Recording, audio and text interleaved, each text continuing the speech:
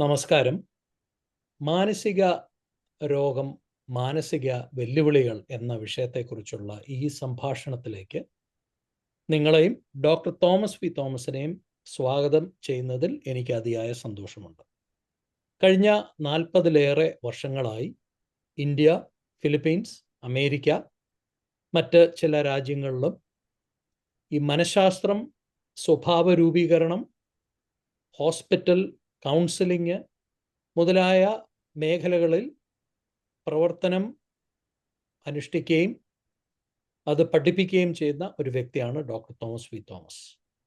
Doctor Thomas, നമ്മുടെ ഈ സംഭാഷണത്തിലേക്ക് സ്വാഗതം. Thank you doctor Viju. നന്ദി. എനിക്ക് ആദ്യമായിട്ട് ചോദിക്കാനുള്ളത്, ഈ മാനസിക രോഗങ്ങളെക്കുറിച്ചും മാനസിക പ്രശ്നങ്ങളുള്ളവരെക്കുറിച്ചും ആ മൊത്തമായ ആ മേഖലയെക്കുറിച്ച് വളരെയധികം കൺഫ്യൂഷൻ, ആശയക്കുഴപ്പമുണ്ട്. അതിനുള്ള കാരണങ്ങൾ എന്താണ്? ഇന്ന് ലോകത്തിൽ നമ്മൾ കാണുന്ന പല സംഗതികളും ഒരു കാലത്ത് നമ്മൾക്ക് മനസ്സിലാക്കാനായിട്ട് ബുദ്ധിമുട്ടുള്ള വിഷയങ്ങളായിരുന്നു.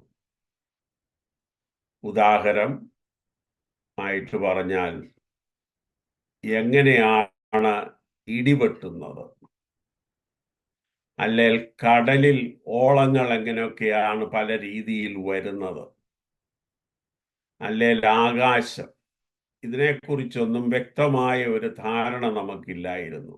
എന്നാൽ ഇന്ന് ഏകദേശം മിക്കവാറും ഒത്തിരി വിഷയങ്ങളെക്കുറിച്ച് നമുക്ക് ധാരണകളുണ്ട്. ഇപ്പം എന്നോട് ആരെങ്കിലും ചോദിക്കുകയാണ് എൻ്റെ വലത്തുകൈ ഏതാണെന്ന് ചോദിച്ചാൽ ഞാൻ വളരെ വേഗത്തിൽ വലത്തുകൈ ഉയർത്തി കാണിക്കും.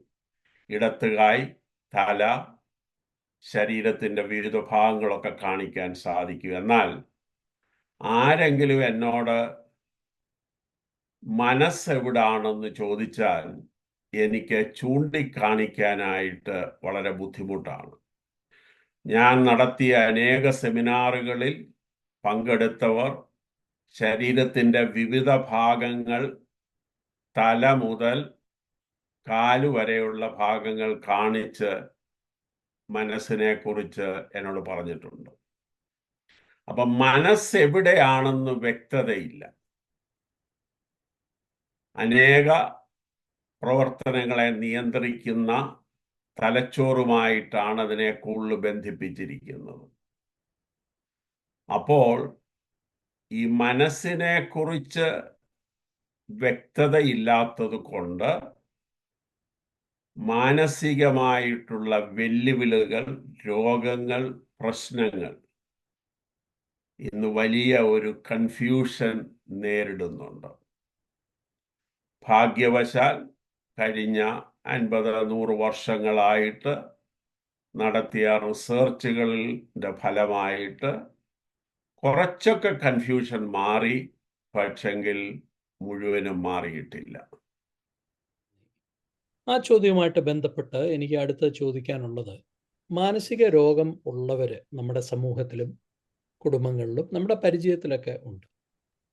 അങ്ങനെയുള്ള വ്യക്തികളെക്കുറിച്ച് നമ്മൾ കേൾക്കുകയും കാണുകയും ഒക്കെ ചെയ്യുമ്പോൾ സാധാരണയായി നമുക്ക് അവരോടുള്ള ഒരു മനോഭാവം, അവരിൽ നിന്നൊന്ന് അകലുക, അവരെ ഒന്ന് ഒറ്റപ്പെടുത്തുക, വേറൊരു രീതിയിൽ പറഞ്ഞാൽ ഒരല്പം തരം താഴ്ത്തിയൊക്കെ അവരെ കാണുക, അവരോട് അങ്ങനെ പെരുമാറുന്ന ഒരു സ്റ്റിഗ്മ, ഒരു തരം താഴ്ത്തൽ ഉണ്ടാകാറുണ്ട്. എന്താണ് ഇതിൻ്റെ കാരണം? ഈ തരം താഴ്ത്തൽ ഒഴിവാക്കുവാൻ നമുക്ക് എന്ത് ചെയ്യാൻ കഴിയും? ഞാൻ മുമ്പ് പറഞ്ഞതുപോലെ മനസ്സെവിടാണെന്ന് വ്യക്തതയില്ല. ഇപ്പം കണ്ണിനൊരു അസുഖമുണ്ടെങ്കിൽ നമുക്കറിയാം കണ്ണ് എവിടെയാണെന്നും ഏത് ഡോക്ടറെ കാണിക്കണമെന്നുമുള്ളത്. അപ്പം മനസ്സിനെ കുറിച്ചുള്ള കാര്യങ്ങളിൽ തെറ്റിദ്ധാരണ വരാനായിട്ടുള്ള പ്രധാന കാരണം അജ്ഞത, അറിവില്ലായ്മയാണ്. ഈ രോഗങ്ങൾ, ഈ പ്രശ്നങ്ങൾ എന്തുകൊണ്ടുണ്ടാകുന്നു? ഞാൻ ഉദാഹരണമായിട്ട് പറഞ്ഞു കഴിഞ്ഞാൽ, അനേക വ്യക്തികൾക്കുമുള്ള ഒരു പ്രശ്നമാണ് കോപം, ആങ്കർ. മാനസിക രോഗത്തിൻ്റെ ഒരു ഭാഗമായിട്ട് അനേകർക്കും കോപമുണ്ടാകാം. അതൊരു ലക്ഷണമാണ്. അതുകൊണ്ട് കോപം ഉള്ള വ്യക്തികളെല്ലാം മാനസിക രോഗികളല്ല. അതൊരു വികാരമായിട്ട് ഉള്ള ഒരവസ്ഥയുമായിട്ട് ബന്ധപ്പെടുത്തിയാണ്. ഇപ്പം നമുക്ക് ഇഷ്ടമില്ലാത്ത ഒരു സംഗതി വേറൊരു വ്യക്തി ചെയ്യുകയാണെങ്കിൽ നമുക്ക് ആ വ്യക്തിയോട് ഒരു അനിഷ്ടം തോന്നുന്നു, ഒരു ദേഷ്യം തോന്നുന്നു. അപ്പോൾ ഈ മനസ്സ് എവിടാണെന്ന് അറിയാത്തത് കൊണ്ട് നമ്മൾക്ക് ഇതിനെ ഒരു തരം താഴ്ത്തി കാണാനാ സാധിക്കുന്നത്. പിന്നെ വേറൊരു ഉദാഹരണം പറഞ്ഞാൽ, ഞാൻ വളർന്നു വരുന്ന സാഹചര്യത്തിൽ ചെറുപ്പകാലത്ത് അനേക വ്യക്തികൾ ക്യാൻസറായിട്ട് മരിച്ചതായിട്ട് എനിക്കറിയാം. അപ്പം ക്യാൻസറായിട്ട് മരിക്കുമ്പോൾ പബ്ലിക്കിൽ, സമൂഹത്തിൽ, കുടുംബങ്ങളിൽ ഇതിനെക്കുറിച്ച് പറയുന്നത് ക്യാൻസർ എന്നുള്ള വാക്കല്ല ഉപയോഗിക്കുന്നത്. അവർ പറയും, ഇത് ഇന്ന വ്യക്തിക്ക് കഴുത്തിൽ മുഴയുണ്ടായിരുന്നു, അല്ലെങ്കിൽ നാക്കേൽ മുഴയുണ്ടായിരുന്നു, അല്ലെങ്കിൽ തലച്ചോർ വയറ്റ്.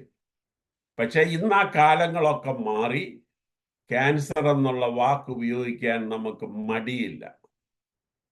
ചിലർ മറച്ചു വെച്ചാലും ധൈര്യത്തോടെ നമ്മൾ പറയും, എൻ്റെ മകൾക്ക്, എൻ്റെ ഭാര്യയ്ക്ക്, എൻ്റെ ഭർത്താവിന് ക്യാൻസർ ആണെന്ന്. പക്ഷെങ്കിൽ നമ്മൾ ഒരു കാര്യം മറക്കരുത്, ആ അവസ്ഥയിലേക്ക് നമ്മൾ മാറിയത് ഏകദേശം 50, 60, 70 വർഷങ്ങൾക്ക് പിന്നെയാണ്. അപ്പോൾ ഒരു കാലത്ത് ഈ തരം താഴ്ത്തൽ ഇല്ലാതെ ആകും എന്ന് നമുക്ക് പ്രതീക്ഷിക്കാം. പിന്നെ അതിനോട് ബന്ധപ്പെട്ട വേറെ ഒരു സംഗതി, അതൊരു വലിയ വിഷയമാണ്, വേറൊരു സമയത്ത് നമുക്കതിനെക്കുറിച്ച് കൂടുതൽ സംസാരിക്കാം. പിശാചുമായിട്ട് ബന്ധപ്പെട്ട ഒരു രോഗമായിട്ട് മതങ്ങളിൽ ഒരു ധാരണ, പ്രത്യേകിച്ച് ക്രിസ്തീയ സമൂഹത്തിലുണ്ട്, ഭൂതബാധ. അതും ഒരു തെറ്റിദ്ധാരണയുടെ ഭാഗമാണ്. അപ്പം ഭൂതബാധയുമായിട്ട് ബന്ധപ്പെട്ട ഒരു രോഗത്തെ നമ്മൾ അഭിമാനത്തോട് കാണാൻ സാധ്യതയില്ലല്ലോ. അപ്പം ഭൂതവുമായിട്ട് ബന്ധപ്പെടുത്തി മോശമായിട്ട് ഇതിനെ നമ്മൾ തള്ളിക്കളഞ്ഞു. ഇനി ഒറ്റ വാക്കിൽ പറഞ്ഞാൽ, അജ്ഞത അല്ലെങ്കിൽ അറിവില്ലായ്മയാണ് ഈ തരം താഴ്ത്തലിന്റെ പ്രധാന കാരണം.